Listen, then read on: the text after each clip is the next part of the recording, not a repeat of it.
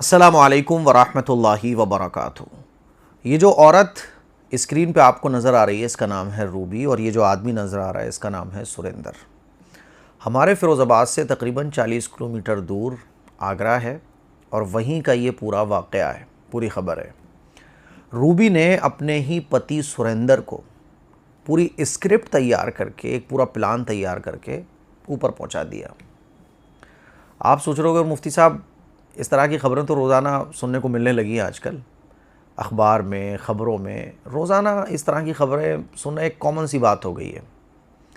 अब तो अजीब लगता है तो स्क्रिप्ट पर लगता है।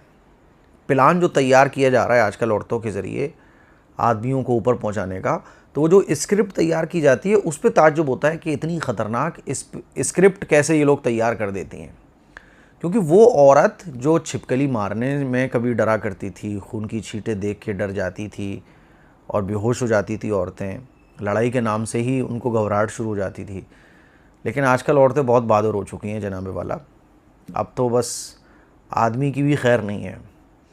यानी पहले औरतें मजलूब समझी जाती थी, मुझे लग रहा है कि आदमियों की जान को भी ख़तरा है। अब वो आदमी जो सुबह से शाम तक काम करने के बाद घर वापस आता है तो नहीं पता भाई साहब कि आपके बारे में क्या प्लान तैयार हो रहा हो, क्या कुछ नहीं हो रहा हो।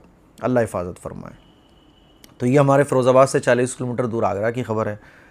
इस पूरी ख़बर पर बात करूं इससे पहले मैं आपको एक चीज़ और बहुत यूनिक दिखाना चाहूँगा। जब मैं इस ख़बर को पढ़ रहा था तो इस ख़बर के बीच में ही इससे रिलेटेड और ख़बरें भी जो रिसेंटली हुई हैं, अभी हाल ही में 1 दिन पहले, 2 दिन पहले, इस पूरे वीक में जो ख़बरें हुई हैं, वो न्यूज़ की जो वेबसाइट थी वो मुझे वो भी प्रेजेंट कर रहे थे कि आप इसको भी एक बार देखो। वो देखो आप, कितनी सारी खबरें ऐसी हैं जिसमें पत्नी पति को ऊपर पहुंचा चुकी हैं। देखो आप, संबंधित खबरें, यानी ऐसी ही और खबरें आप पढ़ सकते हैं। चौथी शादी की चाह में तीसरे पति की हत्या, गोगी गैंग के साथ मिलकर रची पति की हत्या की साजिश, मैसूर में पत्नी का सनसनीखेज कांड, सहेली ने दिया आइडिया, नौकरी और ग्रेच्युटी के लालच में पत्नी ने कराई पति की हत्या। और देखो आप, राजा रघुवंशी हत्याकांड, सब चल रहा है ये सब। ये 2, 4, 5 जो खबरें लग रही हैं ना, ये वही वाली है जिसमें पत्नी ने पति की हत्या कर दी है। और अभी हाल ही में पुणे का जो वाक़या पेश आया था जिसमें सिया ने केतन को धक्का देके लोहागढ़ किले से 300 फीट गहरी खाई में धक्का दे दिया था, वो भी बड़ा अजीब व गरीब केस था। अच्छा, ये पूरी प्लान इतने स्क्रिप्टेड होते हैं कि पुलिस को भी 1-1 महीना लग जाता है, 15-15 दिन लग जाते हैं पूरी स्टोरी की तह तक पहुंचने में। अब सिया और केतन का जो मामला था जो पुणे में हुआ था, तो वहाँ पे भी पुलिस को तकरीबन 15-20 दिन लग गए स्टोरी की तह तक पहुँचने में। और ये जो हमारा आगरा का वाक़या है, इसमें भी रूबी ने क्या किया कि बस एक इंतकाम की आग उसके दिल में बैठ गई कि अब बस बदला लेना है। तो शौहर को उसने पहले तो खीर खिलाई और खीर में जो है ना बहुत सारी नींद की गोलियां खिला दी और शौहर को चारपाई पे लिटा दिया। इनके घर में सास और इनके बच्चे भी रहते थे, तो रिलेशन वालों को फ़ोन करके कहा कि सास को और बच्चों को ले जाओ। तो रिलेशन वाले, ताल्लुक़ वाले रिश्तेदार वगैरह आए बच्चों को लेने के लिए, तो वो समझे कि सो रहा है बंदा, सुरेंदर सो रहा है। जब सब चले गए तो फिर इसने सुरेंदर को ठिकाने लगाया और अपने बाथरूम को खोदा, उसमें गड्ढा किया और सुरेंदर को फिट कर दिया अंदर और पूरा ऊपर से प्लास्टर कर दिया। 1-2 दिन के बाद मिस्त्री को बुला के कि हम अपना बाथरूम ऊपर उठवा रहे हैं और बाथरूम पर टाइल भी बिछवा दी है।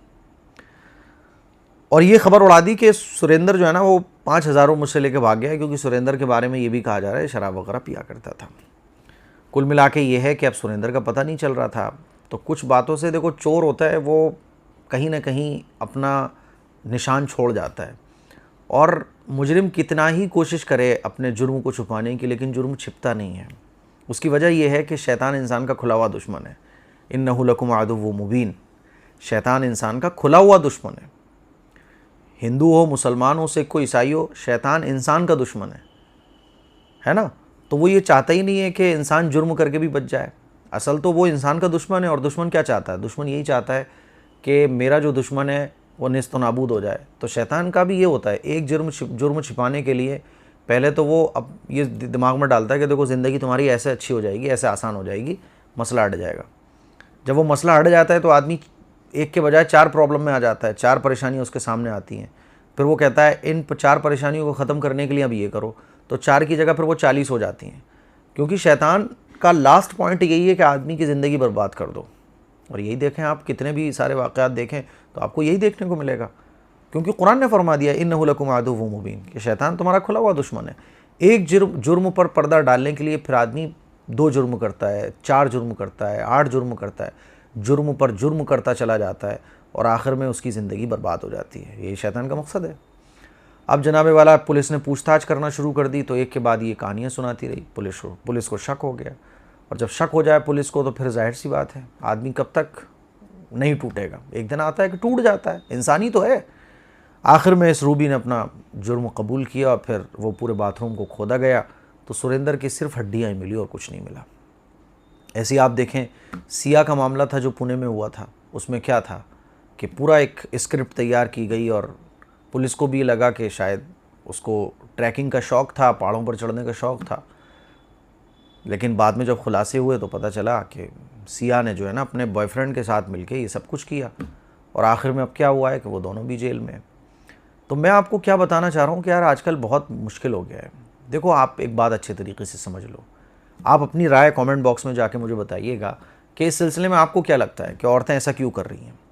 लेकिन वो आप अपनी राय मुझे कमेंट बॉक्स में बताइएगा। मैं तो बस आपको एक बात बोलना चाहता हूँ कि देखो यार, कुरान ने हमें जो तालीमात दी हैं, आपको अगर कोई आदमी समझ में नहीं आ रहा है, किसी आदमी को कोई औरत समझ में नहीं आ रही है, कुरान ने हमें बहुत साफ़ तरीक़ा बता दिया कि जब भी कोई अनबन हो जाए मियाँ बीवी के दरमियान तो घर वालों को चाहिए कि सुलह कराएं, है ना। तो सुलह कराने की कोशिश की जाए, गलतफहमियाँ दूर करने की कोशिश की जाए, अपनी ज़िंदगी को अच्छे तरीके से गुजारने की कोशिश की जाए, रिश्तों को निभाने की कोशिश की जाए। और अगर ये भी पॉसिबल ना हो तो डिवोर्स दे दो, तलाक दे दो, दोनों अपनी ज़िंदगी गुजारें, क्या प्रॉब्लम है। तो ये बात जहन में रख लो। आप जो शैतान की बताई हुई चीज़ों को माइंड में फिट कर लेते हो कि इसको रास्ते से हटा दो अब सब ठीक हो जाएगा, ठीक नहीं होगा, कभी भी ठीक नहीं होगा। तो आजकल ऐसे वाक़यात बहुत सुनने को मिल रहे हैं, अल्लाह हिफाजत फरमाए। कल हम अपने ऐसे चचाओं के साथ, और चचाओं के दोस्त वगैरह भी थे, कुछ हमारे भी फ्रेंड्स वगैरह बैठे हुए थे, तो ऐसे बात चल रही थी। हमारे जो चचा के दोस्त हैं वो, उनकी बीवी नहीं है, उनकी शादी हुई थी लेकिन वो बीवी ने फिर डिवोर्स ले लिया और छोड़ के चली गई, तो उन्होंने उसके बाद फिर शादी नहीं की। तो मैं उनसे ऐसे बोल रहा था कि शादी कर लो चचा, मैंने चचा बोलता हूँ उनको भी, बोल रहा था उनसे शादी कर लो, अच्छा रहेगा और निकाह करना बहुत ज़रूरी है। तो ऐसे बात हुई तो वो कहने लगे यार शादी से मुझे आजकल बहुत डर लगने लगा है, इस तरह के वाक़यात आए दिन सुनने को मिलते रहते हैं। तो मैंने उनका हाँ ये तो है, तो आजकल शादी से आदमी डरने लगा है, घबराने लगा है। देखो शादी एक रिश्ता है, निभाए तो ठीक है, नहीं निभ रहा है तो डिवोर्स दे दो, क्या प्रॉब्लम है। बहरहाल इस तरह के वाक़यात जो आए दिन सुनने को मिलते रहते हैं, जो बहुत अफसोसनाक हैं, बहुत फ़िक्र में डालने वाले हैं, और बहुत मतलब एक इस तरह की जो स्क्रिप्ट और पूरी एक बिहाइंड द सीन तमाम चीज़ें हो रही होती हैं, तो उसको सोच के बहुत अजीब लगता है कि यार क्या सामने वाले के माइंड में चल रहा है, कुछ नहीं कहा जा सकता, कुछ नहीं कहा जा सकता। आपकी इस सिलसिले में राय क्या है कमेंट करके ज़रूर बताइएगा।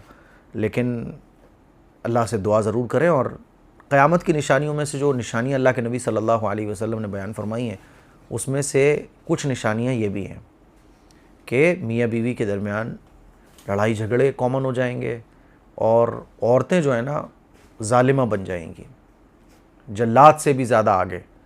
जल्लाद भी जब फांसी पे चढ़ाता है ना तो उसके बाद उसकी भी आंखों में आंसू आ जाते हैं।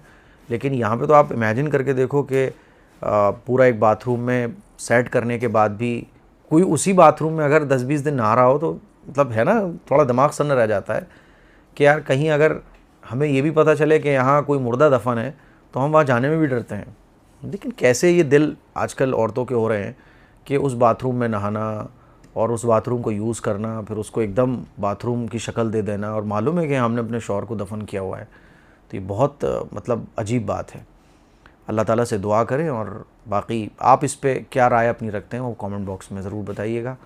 अस्सलामु अलैकुम वरहमतुल्लाहि वबरकातुहू।